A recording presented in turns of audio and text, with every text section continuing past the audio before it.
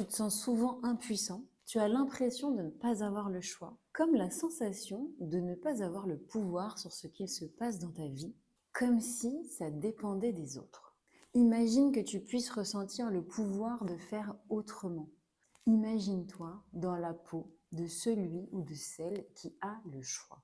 Se sentir impuissant est révélateur d'une problématique, puisqu'en général, ça signifie qu'on laisse son pouvoir personnel dans la main des autres.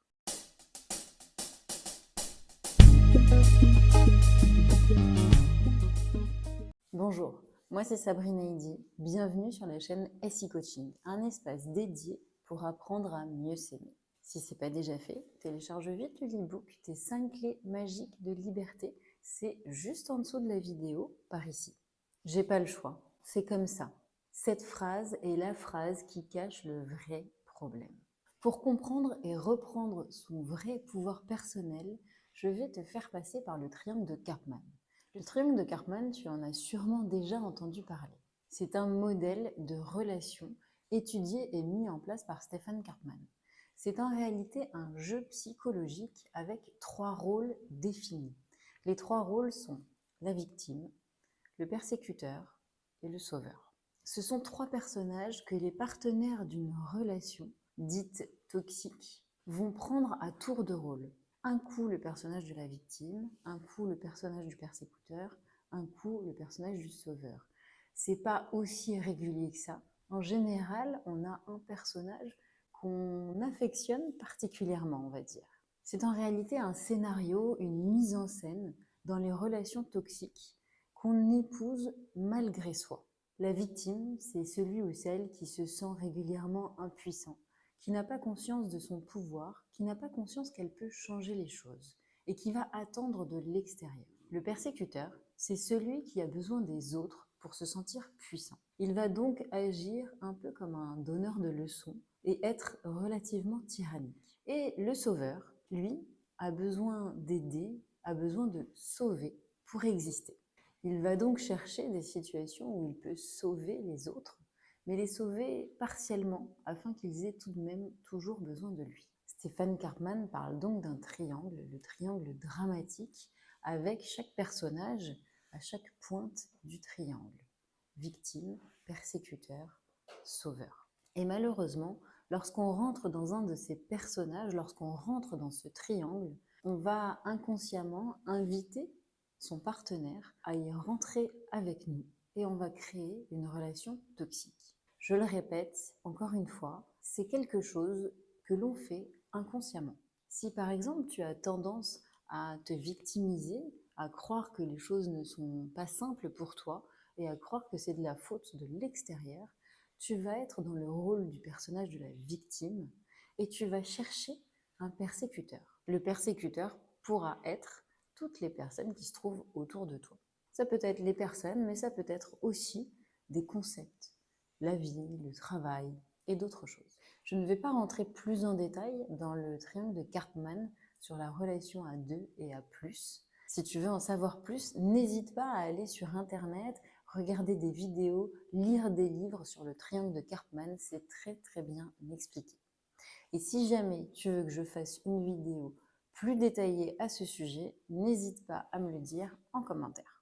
Mais pour l'heure, pour aujourd'hui, on va s'intéresser à ce triangle dans la relation à soi. En effet, les 3 rôles dont je viens de te parler sont également possibles dans la relation à soi. Et encore une fois, c'est bien inconscient, le tout c'est d'en prendre conscience pour pouvoir sortir de ce triangle. Prenons un exemple. Tu as un travail depuis quelques années et la relation avec ton chef n'est pas très épanouissante. Elle commence même à te gâcher le plaisir de venir travailler.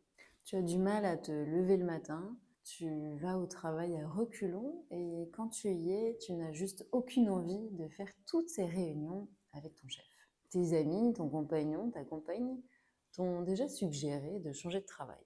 Mais ce n'est pas si simple et tu as une bonne raison de ne pas chercher ailleurs. Tu sais très bien qu'en ce moment, le marché est compliqué. D'autant plus dans ton secteur. Non, tu as bien mieux à faire. Tu as 2 options possibles. Attendre que ton chef se fasse virer ou attendre qu'il se fasse promouvoir à un autre poste. Alors, regardons ensemble, as-tu identifié les personnages? À ce moment-là, tu es dans le rôle de la victime, ton chef est le persécuteur, et tu attends un sauveur extérieur, un miracle qui va faire que ton chef, avec qui tu ne t'entends pas, se fera virer ou promouvoir. Tu auras peut-être une petite préférence pour le licenciement, non? On peut donc facilement croire à ce moment-là que le triangle est dans la relation, et dans la relation même à ton chef. Ou on peut regarder les choses en face et comprendre que celui qui a l'air d'être le persécuteur n'est peut-être pas le vrai persécuteur. À ce moment-là, le choix que tu as, c'est de te rendre compte que tu es rentré dans ton propre triangle et qu'effectivement, le persécuteur n'est peut-être pas ton chef, n'est peut-être pas la société ou le travail, mais c'est peut-être bien toi qui t'enferme à rester dans cette position, à cet endroit. Parce que tu as une croyance que le marché est compliqué, que ça ne va pas être simple, que peut-être ce sera pareil ailleurs, etc. En réalité, à ce moment-là, tu es ta propre victime et tu es ton propre persécuteur. Le seul choix que tu es, c'est de devenir ton propre sauveur également. Personne ne viendra te sauver de cette situation. Tu peux attendre un miracle, mais tu peux l'attendre longtemps. Et si tu l'attends, ça veut dire que tu vas rentrer dans ce triangle pour le temps imparti. Combien de temps as-tu? Combien de temps tu as envie de rester dans cette situation qui ne te convient pas et qui ne t'épanouit pas? Je le répète encore une fois, tout ça, c'est un jeu de rôle inconscient et non volontaire. En revanche, on peut réellement en sortir et choisir d'en sortir. Choisir de ne plus jouer à ce jeu-là, qui n'est pas très drôle au demeurant. Alors on a pris l'exemple dans le travail, mais ça peut être dans tous les domaines de vie, ça peut être exactement la même situation dans le couple. Tu peux croire que l'autre est ton persécuteur, ton bourreau, et tu en es la victime. Et tu vas attendre un sauveur ou avoir un sauveur régulier comme un ami, une amie qui va t'écouter, t'épancher sur le malheur qui t'est tombé dessus, d'être avec une personne comme ça.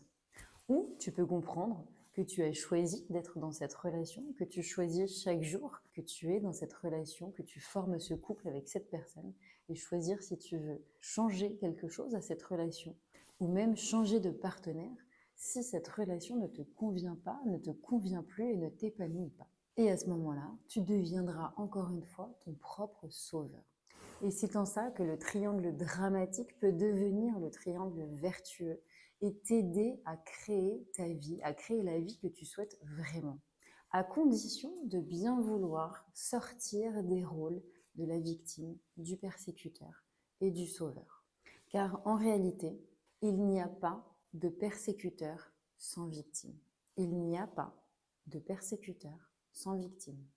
Évidemment, je ne dis pas du tout que c'est simple. En revanche, c'est possible. Il y a besoin de prendre conscience et de vouloir changer de façon de faire, de vouloir créer autre chose. Ça demande du courage, de la responsabilité et de décider. Et c'est exactement à cet endroit qu'un coach de vie est hyper utile. Ça te permet de voir et de remettre en cause ce que tu ne vois pas, ce que tu ne vois plus et qu'il est difficile de changer seul. Et oui, vous le savez, à deux, on va plus vite, on va plus loin. Et on va là où on ne serait pas allé seul. Pour finir, j'ai envie de te dire, sois simplement vigilant de ne pas rentrer dans le triangle, de ne pas y rester trop longtemps. C'est complètement humain et ça arrive à tout le monde. Alors, de la douceur avec soi, de l'amour avec soi, évidemment, et une attention particulière pour prendre conscience du rôle que peut-être on joue à un certain moment. N'hésite pas à te demander honnêtement à toi-même si tu n'es pas en train de plonger dans un rôle ou dans un autre. Car il y aura toujours plein de situations extérieures, plein de personnes extérieures qui vont te permettre de justifier ta situation. Ton pouvoir est d'observer et de savoir sortir de ce triangle si tu tournes en rond dedans. Et ma question, volontairement un peu brutale, est: as-tu envie de justifier ta vie ou de la vivre? Tu peux aller voir également dans mes précédentes vidéos par ici sur la responsabilité. J'espère que cette vidéo t'a plu. Ça me tenait vraiment à cœur de te partager le triangle interne, le triangle à soi, car c'est réellement une clé de liberté, c'est la clé de ta liberté. Utilise-le et partage-moi en commentaire ce que tu en penses, ce que ça t'évoque. J'espère que cette vidéo t'a plu. Je te souhaite une très très belle fin d'année et te dis à très bientôt dans une prochaine vidéo. Bye bye.